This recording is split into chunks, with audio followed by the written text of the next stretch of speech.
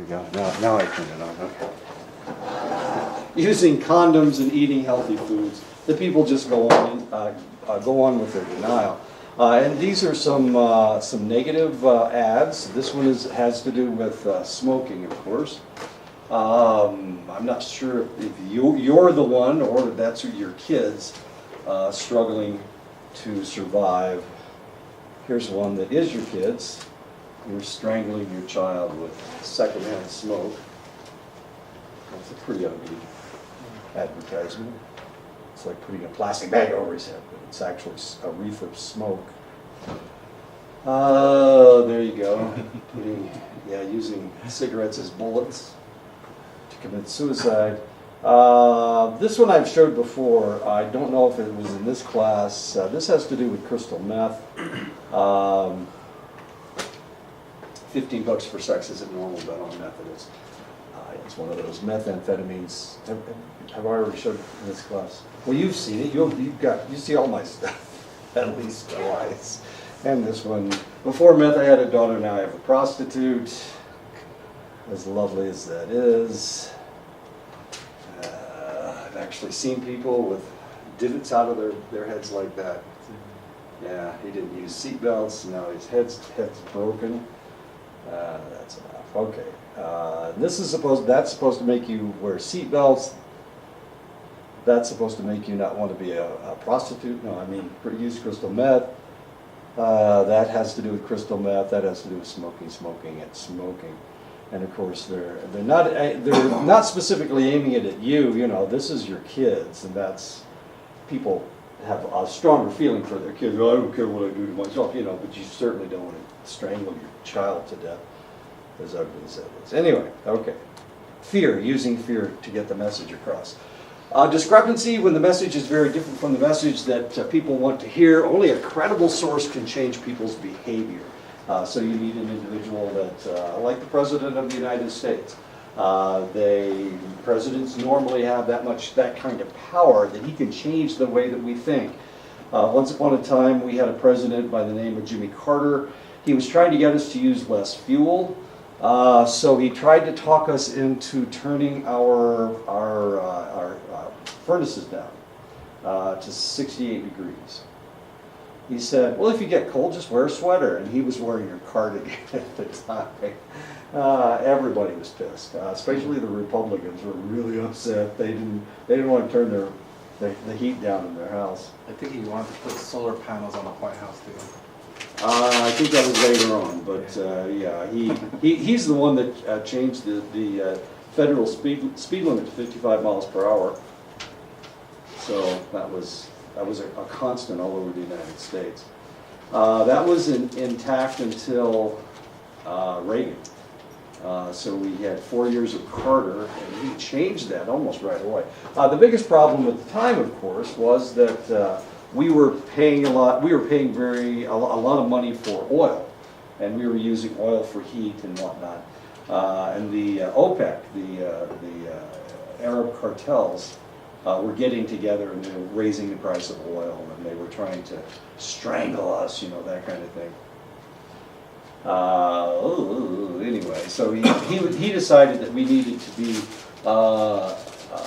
less dependent on foreign oil. So he decided that we needed to try to control our consumption. And the way we did that was by driving 55 miles an hour and by turning our heat down.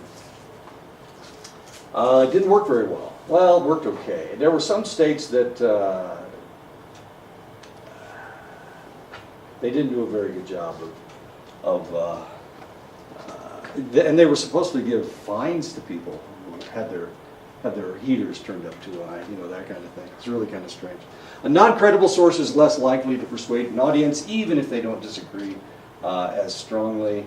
And of course, there were a lot of people that didn't want to be dependent on foreign oil, but they wanted to do it in another way. They didn't know what that way was, but they didn't want to do that. They didn't want to turn their heat down. One-sided versus two-sided appeals. One-sided appeal works best with people who agree. A two-sided appeal works best with those who don't agree. A one-sided appeal, of course, is just allowing them to hear one side of the argument. Two-sided appeal, they hear both sides of the argument. And of course, normally when we are dealing with politics, we only hear one side. If you are, let's see, there used to be 3 news magazines out, Time Magazine, U.S. News and World Report, and Newsweek. And Newsweek used to present news from both sides, and Time only brought it, gave it to you on one side, and U.S. News and World Report only brought it to you on the business side. So it was really kind of interesting. I used to read all 3 magazines. It was really fascinating to read an article about the same thing in Newsweek, Time, and U.S. News and World Report, because of course you're getting all these different perspectives. And normally you're just getting a one-sided appeal, but sometimes, well, with Newsweek you tended to get a two-sided appeal. Newsweek went under. And the reason they went under is because people didn't like that. They didn't want to hear both sides. People don't want to hear news from both sides of the argument. They want to watch Fox, or if they're conservative, they want to watch Fox. If they're liberal, they want to watch CNN or MSNBC, but they don't want both sides. Primacy versus recency. Primacy effect, when all things are equal, the information presented first usually has the most influence. There are some bosses that whoever gets to them first is the one that is going to convince them to change things. There are other bosses that it's the last person that talks to them, and that's known as the recency effect. The last guy that talks to them is the individual that will sway their way of thinking. I have heard that Trump is a recency effect type president. He's not the first one. He's certainly not the first one. But it all has to do with whoever talks to him last.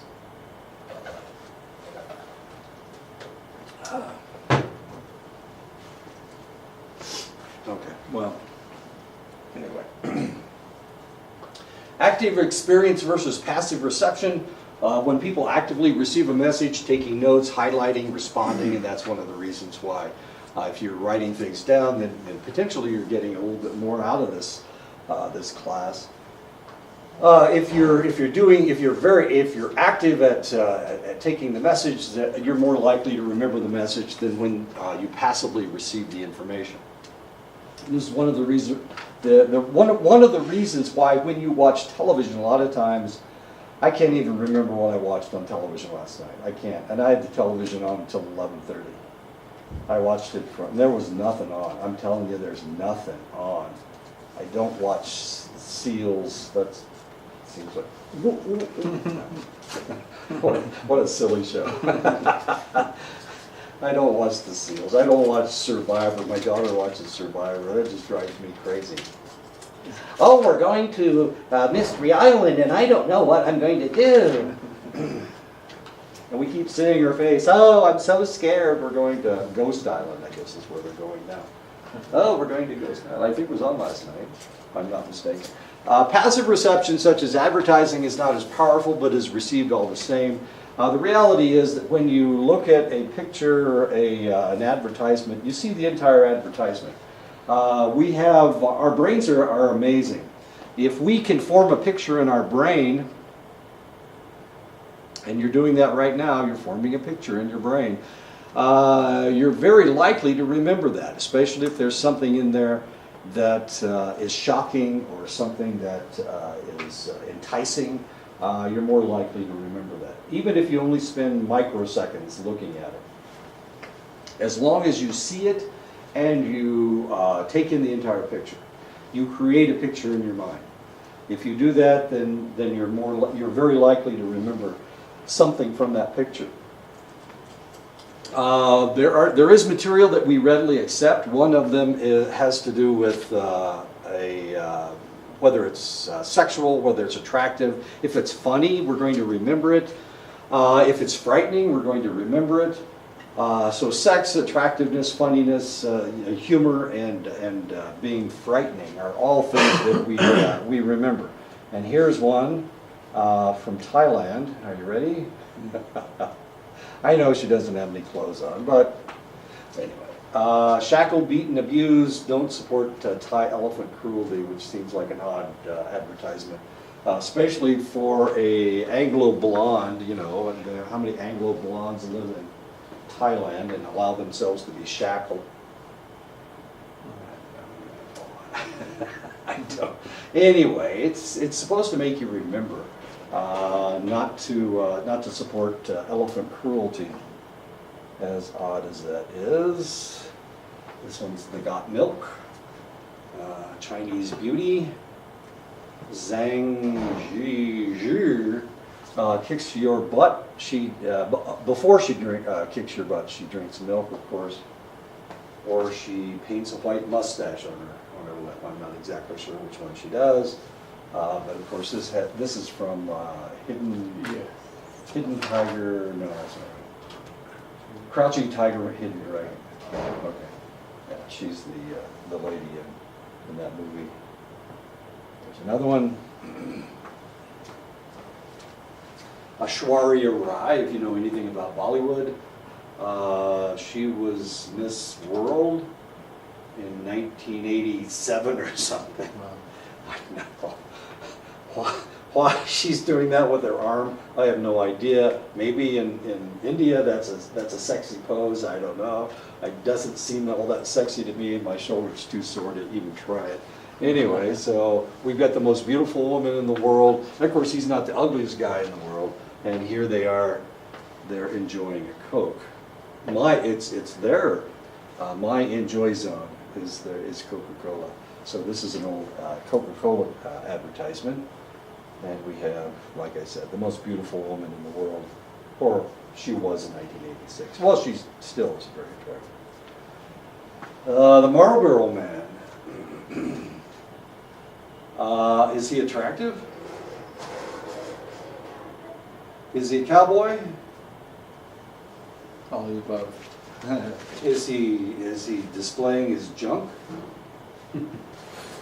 There's kind of a balls going on right there. I mean, they could have taken that picture from any angle. They didn't have to have him with his leg cocked up like that.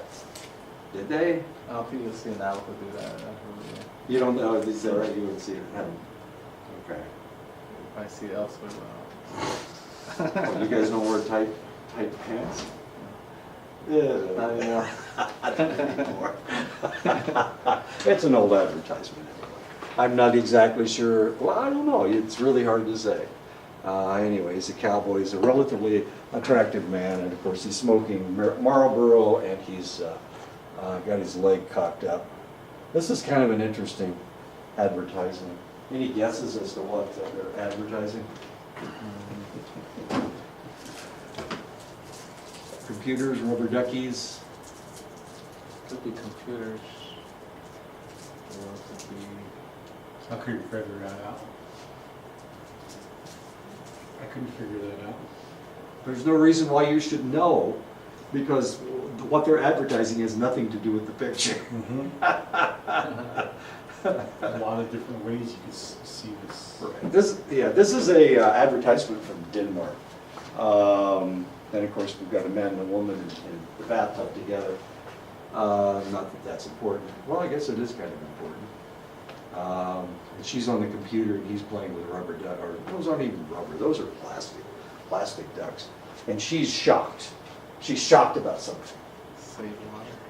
No, she's looking at her bank account on the, Oh, on the okay. computer. This is a bank advertisement, as strange as that is. Anyway. Yeah, it's kind of a... You may remember this advertisement. It was a Super Bowl advertisement. They were they're in a horse-drawn sleigh, and he gives her, what did he give her? He gave her a candle, a scented candle, and then of course the horse farts, and the fart explodes. I don't know why it didn't do anything to him, but it certainly did something. It was yeah, it was funny, and it was you know, it's funny, especially to a 13-year-old boy. You know, the horse farted and the fart exploded. Anyway, Those horses. but yeah, horses. Yeah, what are you gonna do with them? I don't know if you remember this. It's a Viagra commercial advertisement. The little devil makes you a devil, I guess. Viagra makes you a devil. If you know anything about Viagra, which you probably don't, they're shaped like they're diamond shaped. So that's half of the pill, and that's the other half of the pill, as strange as that may seem. And he's got that nasty look on his face. Okay. Well, this is kind of interesting. Which would you rather have, a cholesterol test or a final test? This is obviously, that's a toe tag. He's obviously in the morgue. So it's supposed to scare you. I don't know if it scares anybody, but having worked in morgues, that guy's got really small feet. That seems kind of odd to me. Anyway, are feet important? No. Yeah, sure they are. I don't know. You gotta take care of your feet. You do have to take care of your feet. And that guy died fairly young. His feet are in pretty good shape, so I don't know. He should have had a cholesterol test. Otherwise, he wouldn't have died of a heart attack. Anyway, so these are advertisements, and they're all, they put them together to entice you. They put them together to make you look at them. And the longer you look at them, the more likely that you are to remember them. And this is all has to do with latent learning and subliminal messaging. They're trying to send you a message. Maybe you won't remember. I don't know what you're not going to remember on this one. But of course, she is. You know, she's naked and she's shackled, and maybe you'll remember not to support elephant cruelty in Thailand. I'm not exactly sure what you're supposed to remember in this one, except that athletes and very attractive people drink milk. I guess that's the thing you're supposed to remember. And this one, of course, attractive people plus Coca-Cola equals attractive people, I guess. So you can be attractive too if you drink Coca-Cola. You can be sexy, or is this aimed at men or is this aimed at women? Probably both. Probably both, exactly. Women and men smoke. Men want to look like this, and women want men who smoke and look like this. Okay. So potentially both. Whoops, I'm going the wrong way. Wait a minute. There we go. I don't know what that was supposed to be. makes you wonder why anybody's playing with the computer in the bathtub. That's what I was wondering when I first saw that one. And this one, of course, don't go out riding with a gassy horse, I guess. I don't know. And of course, check your cholesterol. How the message is delivered, personal versus media influence. People tend to be more powerful. Who are more powerful influence? People tend to be a more powerful influence than the media. So if somebody can talk to you face to face, they're more likely to change your mind. And that's one of the reasons why there is an argument as to whether online classes actually work. Of course, I'm recording this, so potentially we're getting a little bit closer to that face-to-face aspect.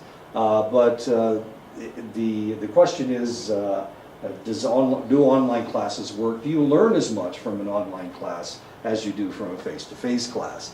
I guess that is kind of a question. In a famous study from 1954, Samuel Eldersveld and Richard Dodge, had three groups of people. They created a select. They gave them different pieces of information about a political issue. But before we do that, let's play the opera. Let's go back to the opera. Let's go back to the opera. Okay, is that all right with everybody? All right, here we go. We're going back to the opera.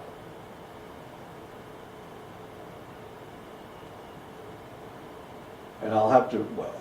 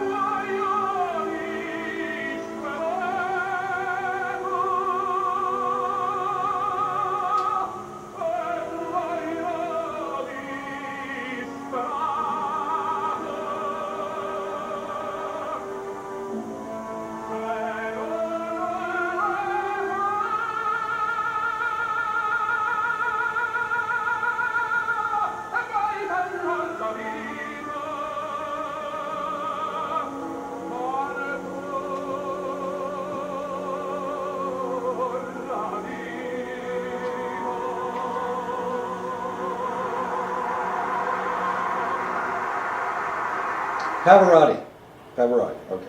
Let's hear him again. Let's listen again. Not the same one. We'll pick a different song. Okay. Pavarotti again. Well, if I can get to it. Wait a second. I've gone the wrong way. Wait a second. Come on. Why are you doing this to me? Let's go back. There we go. All right. Pavarotti. Okay. This is from a different one. You could hear the anguish in the guy's voice. Remember what happened? He finally found the woman that he loved, and now he was about to die, and he's going, oh, wow. What kind of luck is that? You can hear the anguish in his voice. It's always been looking for a woman to fall in love with. Oh man. There we go. Okay. It's gonna fall. What? No. I want this. So now let's skip that. There we go. Okay, here we go.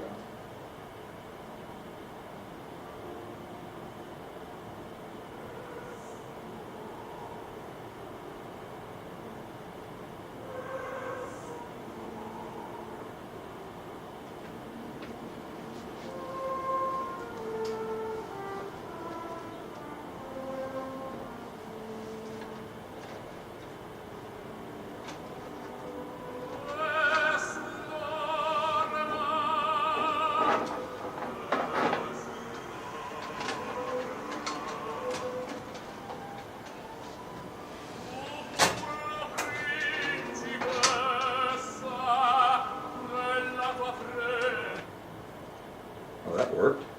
It didn't work at all.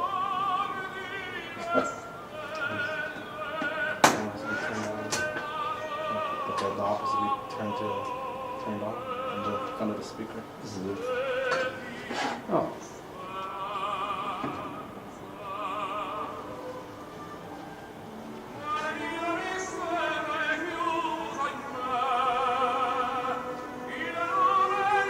That's an Italian.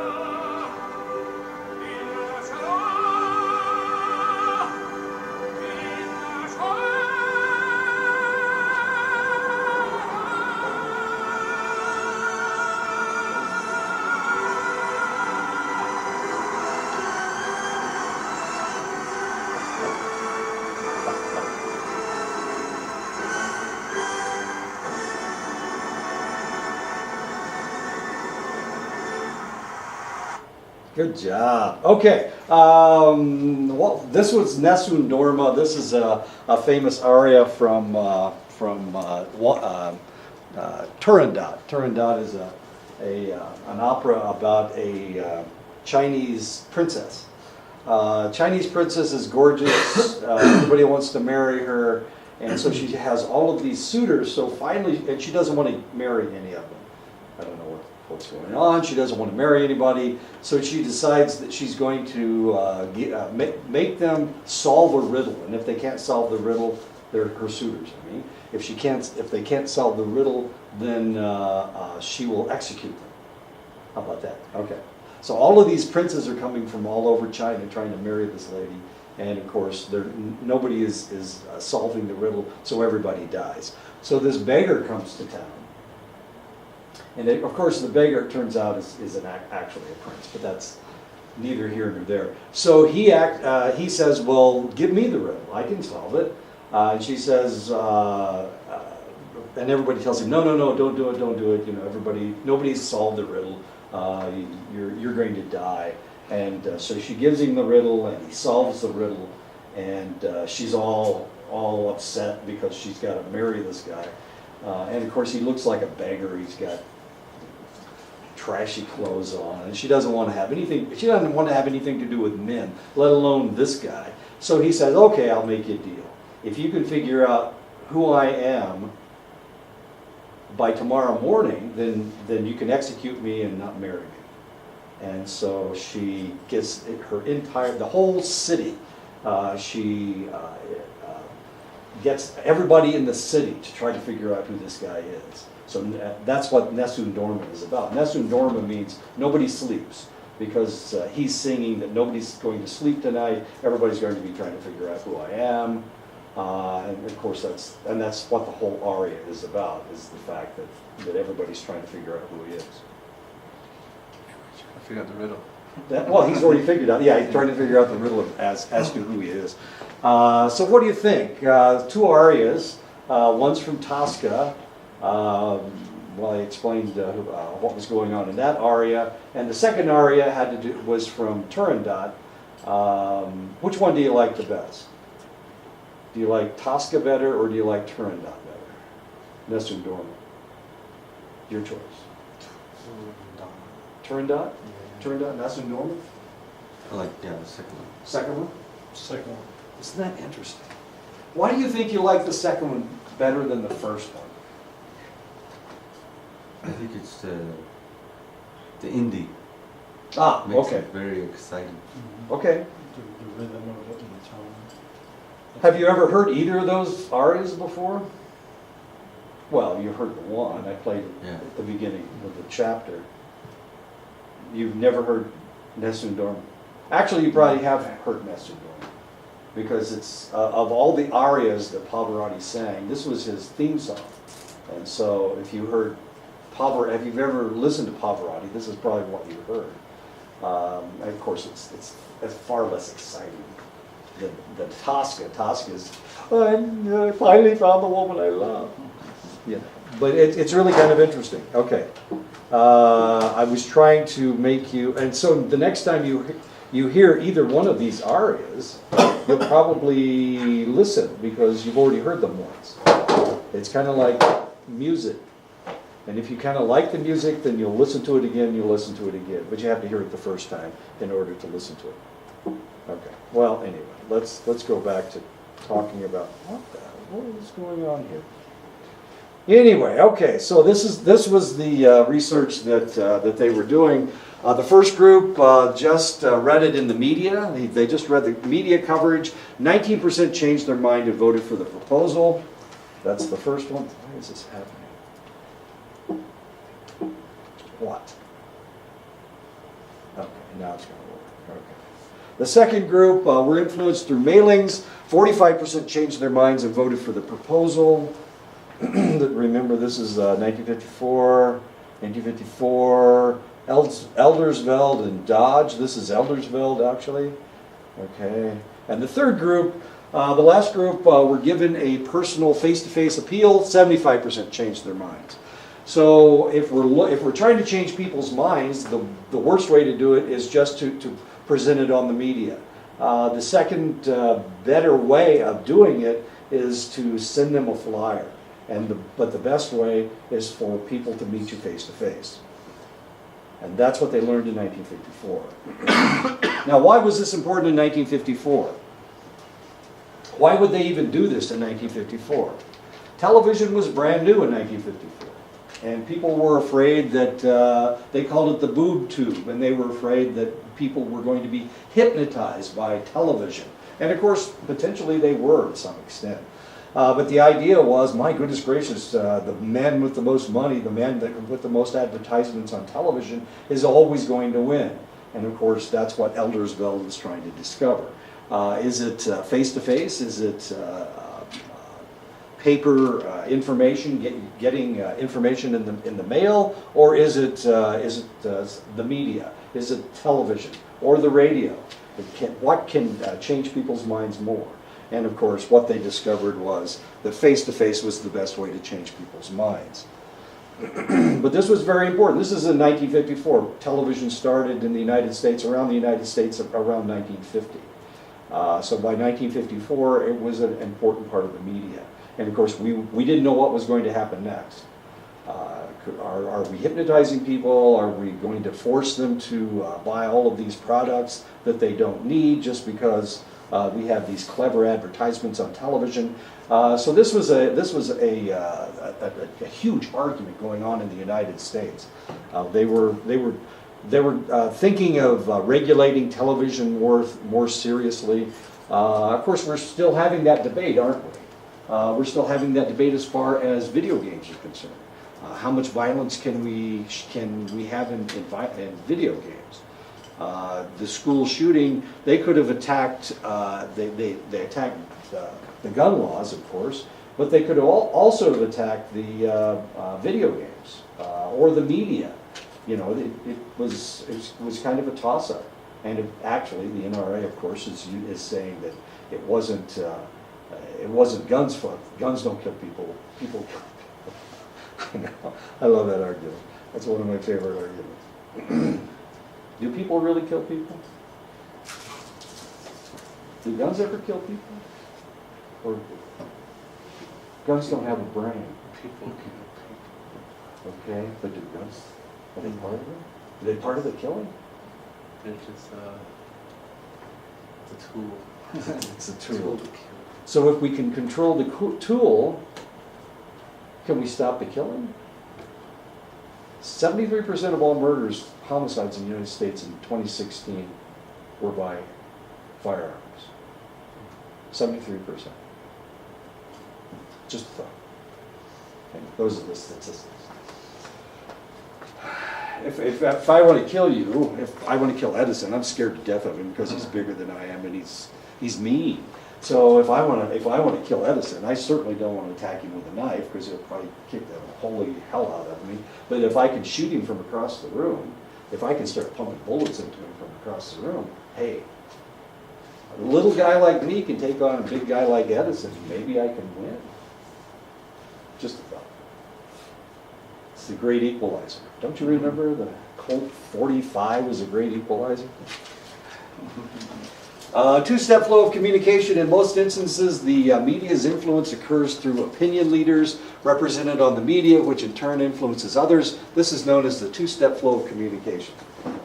Should we believe the two-step flow? Is this something that we need to be afraid of? Are people really influenced by people like Sean Hannity and I'm trying to think of Rachel Maddow?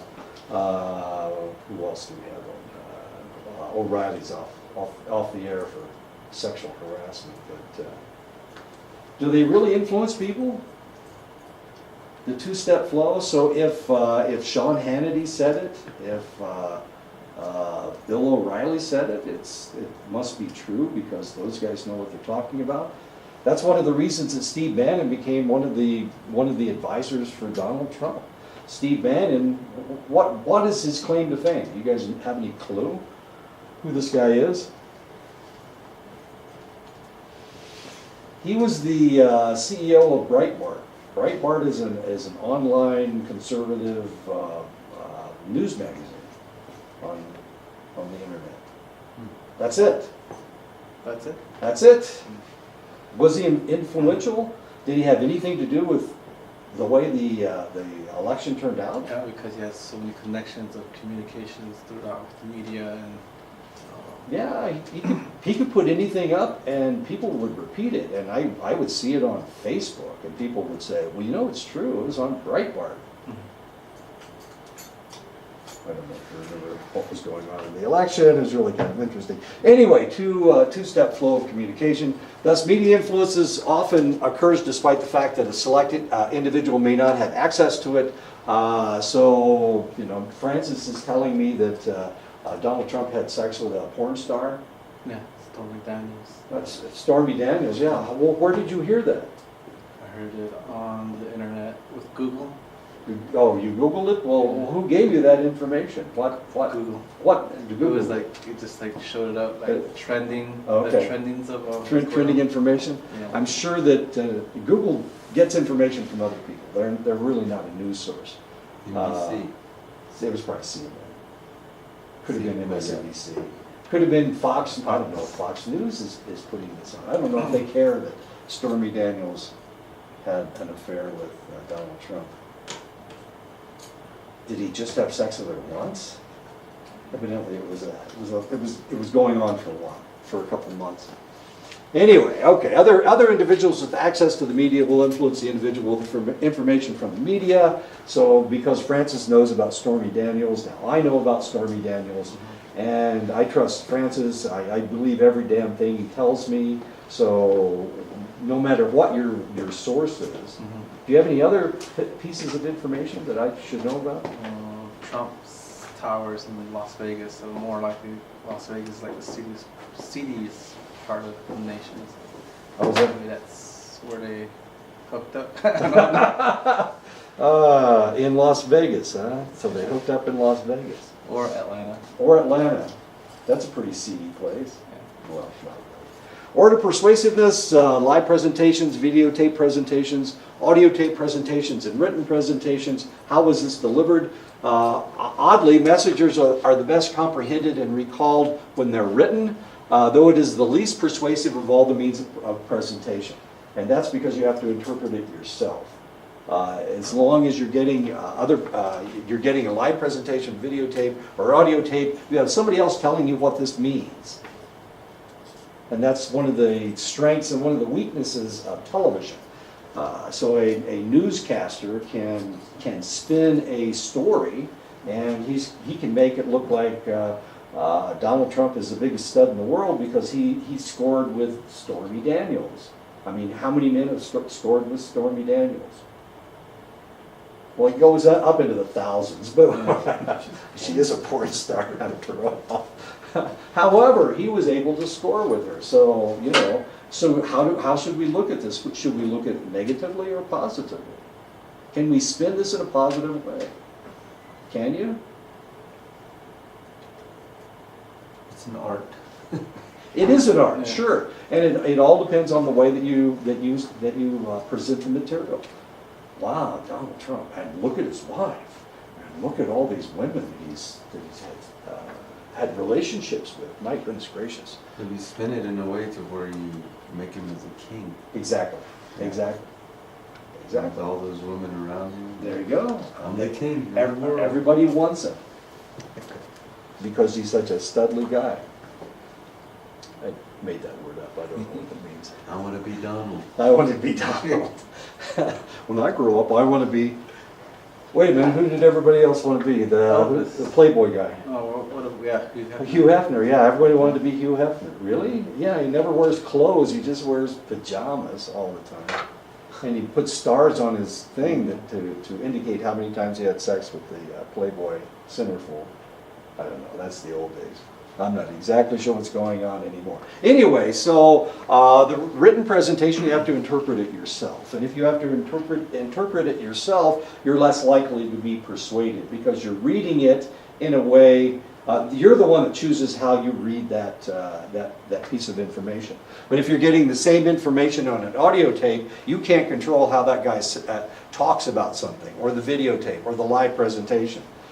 So you're getting whatever they are saying, and they are the ones that are interpreting the information. People with low self-esteem are often slow to comprehend a message and therefore hard to persuade. This may have something to do with the last election. There were negative things coming out about Donald Trump, but they weren't hearing it because all they heard was lock her up, lock her up. And who's going to build the wall? Mexico. We're going to build a wall. Who's going to build the wall? Mexico. That's what they were hearing. And if they had low self-esteem, they had a difficult time hearing anything else. People with high self-esteem may comprehend yet remain confident in their own opinion. In other words, they're too arrogant to change their minds, and that's okay. People with moderate self-esteem are the easiest to influence, and of course, those are the independents. We have people that are Republicans, we have people that are Democrats, and then we have this huge chunk of people that are independents. And those are the ones with moderate self-esteem. If you have high self-esteem, you know which side of the fence you're standing on. If you have low self-esteem, you also know which side of the fence, because you don't hear all the messages. You can't listen to all the messages. You're afraid that those messages will change your mind. But if you have moderate self-esteem, now of course you don't know whether you're a Republican or a Democrat, and you're standing someplace in the middle. And those are the ones that change the election. What did I hear last night? 80,000 votes. 80,000 votes changed the election. 80,000 votes. In 3 different states. If you remember, he just barely won in Pennsylvania, barely won in Wisconsin, and he barely won in Ohio. 80,000 votes. So that was really kind of fascinating. Age, life cycle explanation, attitudes change. They become more conservative as people get older. So people do be mellow as they get older. They're kind of rebellious, they're kind of liberal when they're younger, and then they become more conservative. If you think of your aunts and uncles and grandparents and parents and whatnot, all of these individuals, all of these older individuals, they were a little bit wilder when they were kids, younger, in their 20s and 30s and 40s. Now that they're in their 50s and 60s and 70s, not so much. Now they're far more conservative. They're more likely to go to church. They're more likely to be traditional. Generational explanation, attitudes developed in youth persist unchanged. They tend to be different from attitudes developed by people with less or different experiences, and therefore a generation gap develops. Probably of all of the individuals that you interact with as far as your family is concerned, the people that you are the closest to are not your parents, but your grandparents. Skips a generation. You probably fought with your parents when you were a teenager, when you were in your 20s. There's a lot of disagreement going on, but your grandparents were always there to support you. Does that make sense? Does that apply to the people that I'm talking to? Yes, no, maybe? Closer to your grandparents than you were to your parents? Yeah? Yeah. Closer. I would say elderly, not directly to my grandparents, but more like the elderly. Elderly individuals, but not your parents. That's just a generation ahead of you. How about it, Edison? What do you think? Closer to your grandparents than your parents? Yeah. Definitely. Oh, you guys are lucky. I didn't have any grandparents. All my grandparents were dead before I was born. Before I got born. Oh man, so I didn't have anybody. I had aunts and uncles, but they weren't any fun. The generational explanation is the most evident of the two explanations. Older people are less likely to change than young people, and of course, they are more likely to support their grandchildren than they were their children. Why? What is it about grandparents? Why do they? I don't know. Why are our parents so bossy? Why are they always trying to tell you what to do? Grandparents never do that, do they? You go over there for respite. You go over there to get away from your parents. My God. Isn't that the way it works? Okay. So what's the difference between your parents and your grandparents?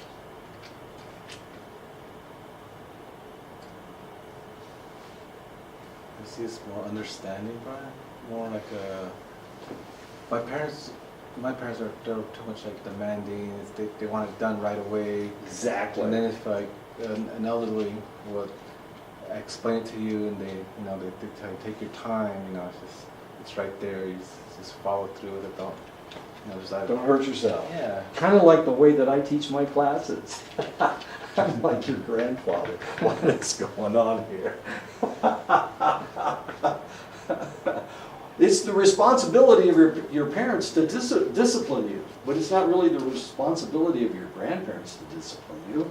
They can let you do anything they want. They can give you ice cream before you go to bed, but your parents would never do that.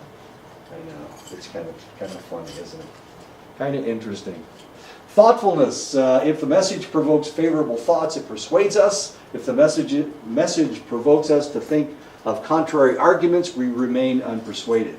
If we know that someone is going to try to persuade us, we are more likely to counter-argue. I keep watching, well, not anymore because she hasn't been on television for a while. But if you remember Kellyanne Conway, that blonde, skinny lady that was a spokesman for Donald Trump, every time she came on television, I knew that she was going to say something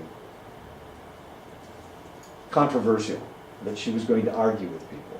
And people wouldn't argue with her because, well, for one thing, she's a lawyer.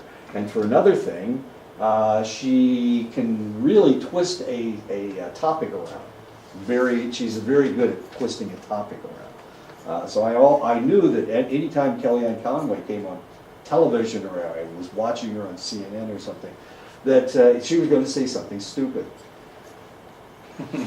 In other words, I had my counter argument already. She's going to say something stupid. No matter what she says, it's going to be something stupid. So I already had my counter argument up in my mind. So the possibility that she was going to persuade me was pretty close to nothing. When an issue is considered trivial, argument or even propaganda can be successful. So if it's not an important thing. And of course, if you watch what's going on in the with the administration, a lot of times what does Donald Trump say about this Russian thing, this Russian investigation? Is it against him or is it for him? It's against him. Yeah. He theoretically, well, what people are trying to find out, what I'm trying to find out, is whether he colluded with the Russians to win the election. What does he keep saying about that? Yeah, it's nothing.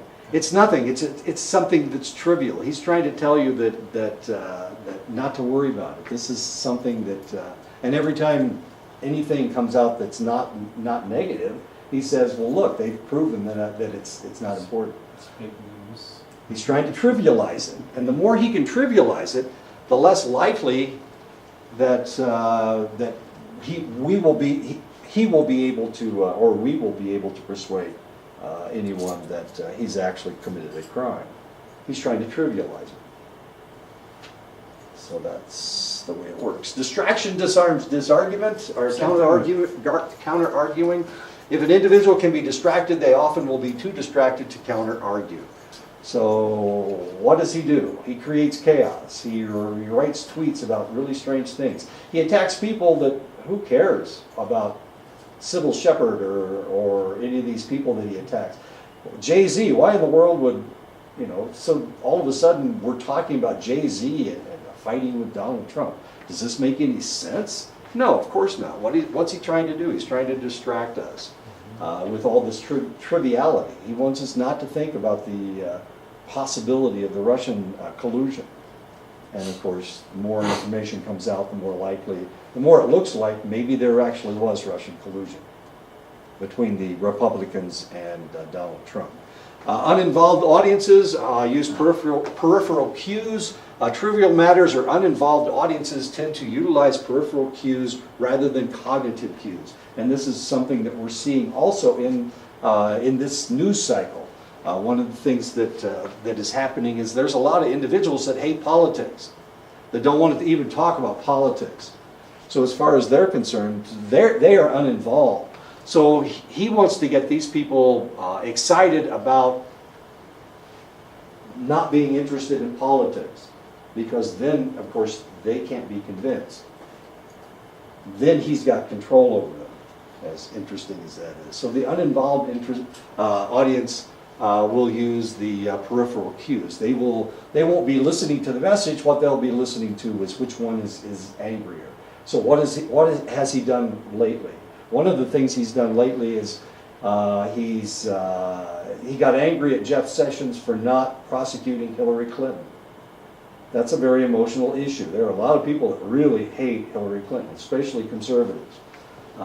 Those are the individuals that are screaming for her head, despite the fact that she's already been exonerated by the FBI. It's really kind of fascinating that he keeps bringing this up.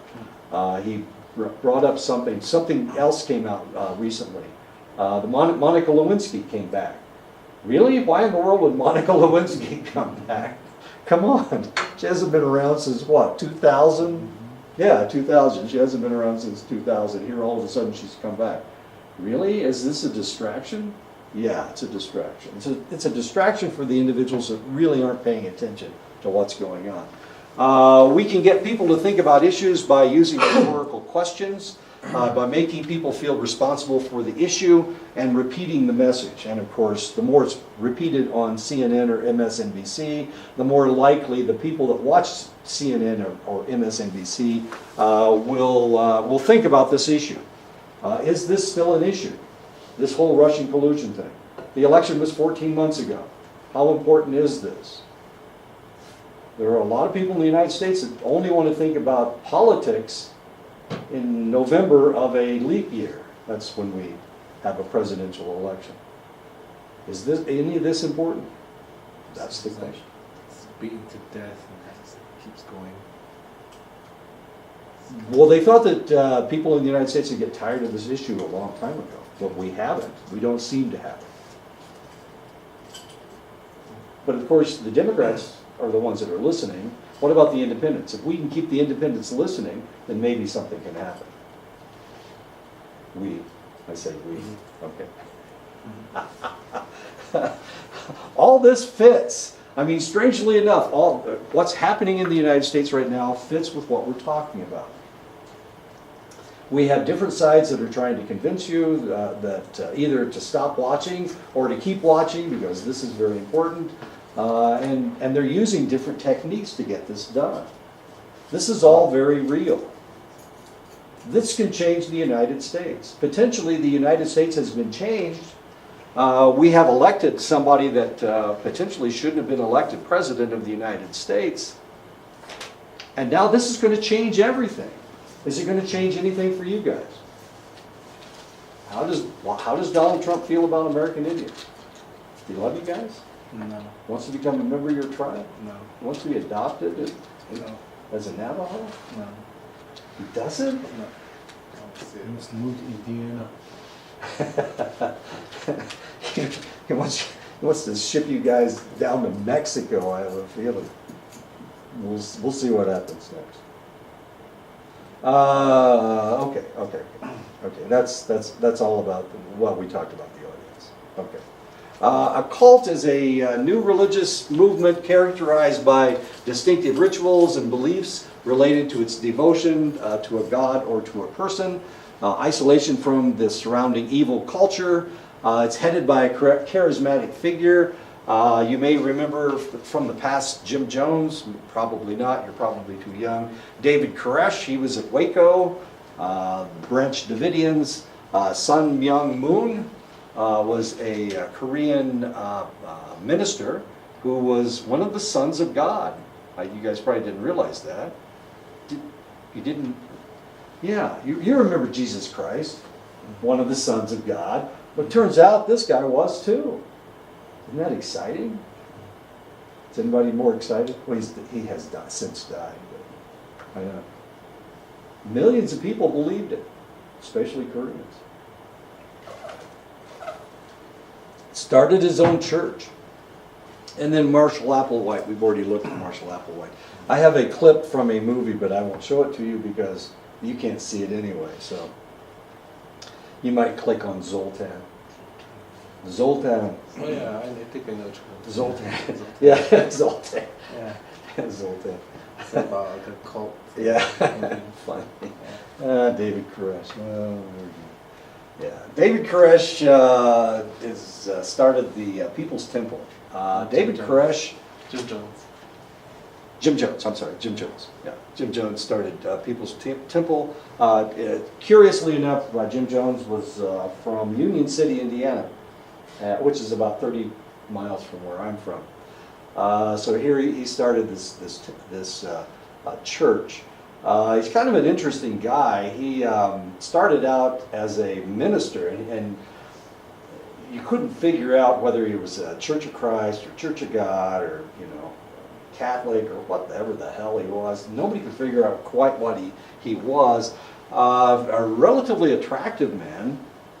Went to Indianapolis, and he created a church in the poor side, on the poor side of town. So a lot of the individuals that were members of his church were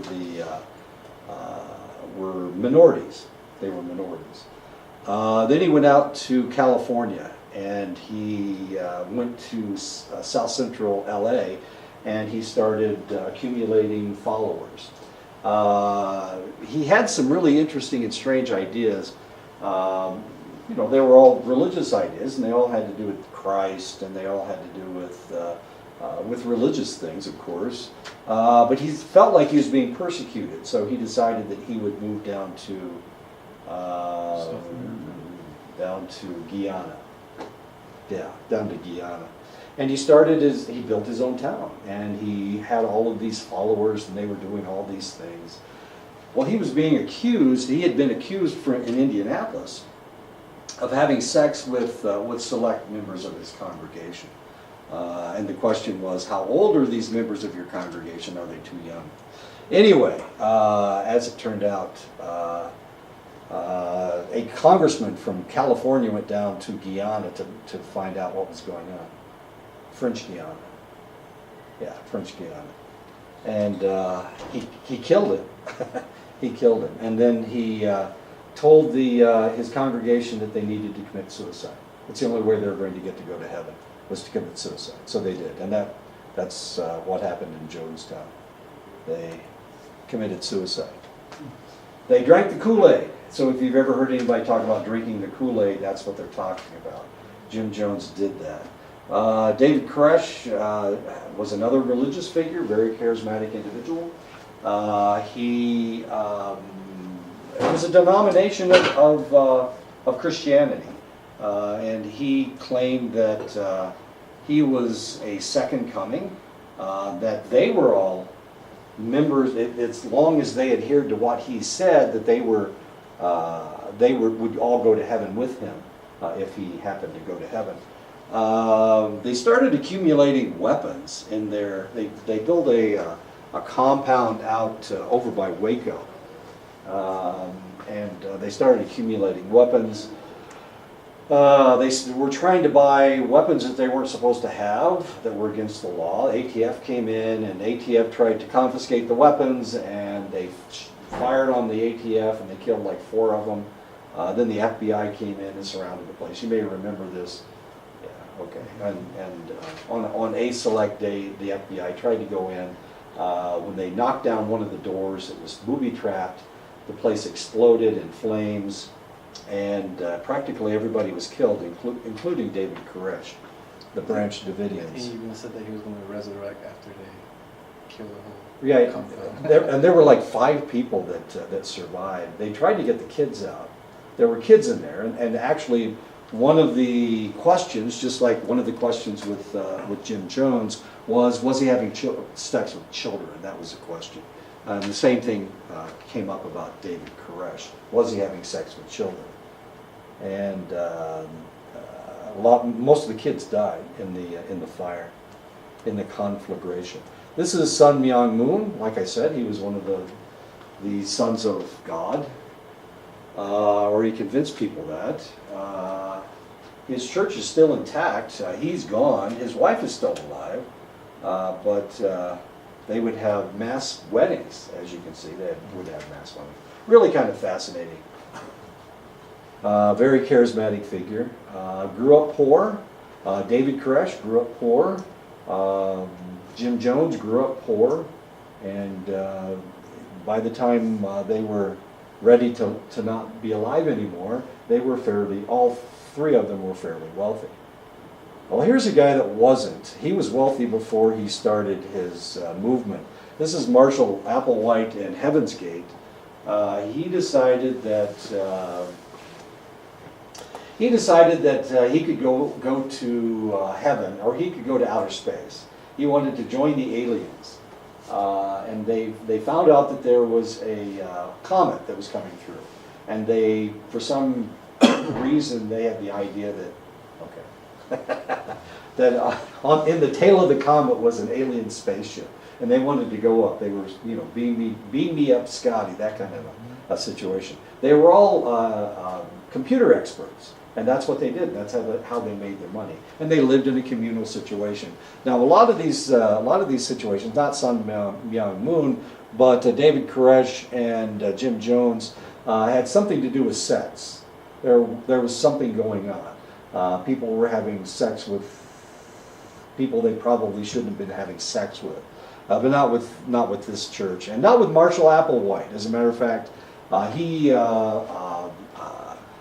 forbid people having sex. As a matter of fact, he castrated himself, cut off his testicles and his penis. It's called Abelarding, as odd as that seems. But he wanted all of the males to do that. Of course, they didn't all do that, but he did it, which is kind of odd.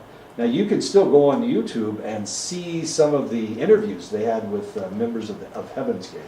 Really kind of fascinating, because they're all convinced that and they know so much more than you know, because they know that they're going to go up into heaven, or up into the space at the end of this whole thing. And they all committed suicide. They all drank the Kool-Aid. Once again, somebody drank the Kool-Aid. Charismatic leaders, cults. Attitudes follow behavior. New initiates into a cult are made to live a rigid, ritualistic existence that not only controls their behavior, but through their activities makes them an important, full-fledged member of the cult community. If you watched anything this summer, over the summer, there were television shows by Leah Remini. She's an actress. She and Kevin James were in King of Queens together. Now they're in Kevin Can Wait. Leah Remini. Anyway, she was a member of Scientology, and she did some documentaries about Scientology and how it's actually a cult. And of course, this is exactly what they do. They get you to start reading their material, start looking at their material, and then they put you into this program, and the program is very ritualistic. So they condition you to be part of the group. This strengthens the individual's membership in the cult, and they become more likely to change their attitude. The greater the personal commitment, the more the need to justify it. Attitude follows behavior. So once they get them to start acting in a certain way, then they start changing their minds. They become part of the group. And that's what Scientology does. Scientology is a very wealthy organization. And the reason they're so wealthy is because people have to give them their income. They will give them part of their income, as interesting as that is. Often an astute cult leader will use foot-in-the-door technique to recruit people to become part of his group. He will make only a simple request in the beginning that the individual will have a hard time denying. By gradually increasing the demands, they don't seem too oppressive, of course. Though to look at the situation from the beginning, they tend to have given up quite a bit. So they're giving up things incrementally, and it's happening very, very slowly. And eventually, of course, you get to the point where you completely bought into the organization. And that's how they do it. The communicator is usually an attractive, charismatic leader. Trust is established by having much of the recruiting done by friends or relatives. Middle-class white kids are the easiest to recruit because they tend to be more trusting. Lower-class kids are too streetwise to go for the obvious hustle. Upper-class kids have been trained from birth to be wary of any scam. So it's the middle-class kids that are the ones that are being sucked into these organizations, these cults. For the lonely or the chronically rejected, the message of warmth and acceptance is very appealing. The message tends to be repeated in different forums, from one-on-one discussions to small group meetings to large lectures. Trust the leader, trust the master, join the family. The master has the answer. And of course, that's exactly what David Koresh said. That's exactly what Jim Jones said. That's what Sun Myung Moon said. That's what Marshall Applewhite said. Trust the master, join the family, trust the master has the answer to whatever questions you have. The audience, recruits are often young, under the age of 25, before their attitudes and values have stabilized. They may be less educated and unable to counter-argue the simple message. A lot of these individuals are people that were smart, but they were unsuccessful in school. So they were kind of lazy. And now, of course, they don't want to study. They don't want to have to study. So they want people to give them the answers. Well, this is a group that will give you all the answers. The master has the answer. Most turn out to be educated, middle-aged individuals at a turning point in their lives, facing a personal crisis, living away from home, looking for an escape. Times of social upheaval create possible converts. Group effects. The cult typically separates members from their previous social support systems and isolates them with other cultists. This creates a phenomenon known as social implosion, where the members only socialize with other members. They're not allowed to socialize with anybody else. If you listen to that documentary about Scientology, that's exactly what they did. They wouldn't let you have any communication with your family anymore. You had become a Scientologist. And they told you that those people were tainted, and if you had anything to do with them, they would taint you too. Now that you have become pure by becoming part of the group, now you could actually become part of the group. And this is known as social implosion. They cut off the people from their family and friends, so they're also cut off from any counter-arguments. The group defines reality and offers identity. The cult may punish wrong thinking and supports consensus-type thinking. One problem with arguing against the point of view, resisting persuasion. Okay, well, that's that. Okay, so you understand what I'm talking about as far as the culture concerned, and this is one of the reasons why kids so readily get drawn into these things. They can't counter-argue. They're isolated from their family and friends. They have social implosion, where they're only allowed to socialize with the people that are part of the group. So how in the world do we resist persuasion? One problem with arguing against the point of view is that if the argument isn't strong enough, it merely polarizes people against the argument. The individual builds resistance to further arguments. This is referred to as attitude inoculation, and this is one of the reasons why those friends that I had before the election were my friends, and now that we've had the election, both of us have been inoculated against the other's attitude, and because of that, they're not my friends anymore. They won't have anything to do with me. So it's really kind of tragic that I've lost so many friends over the election.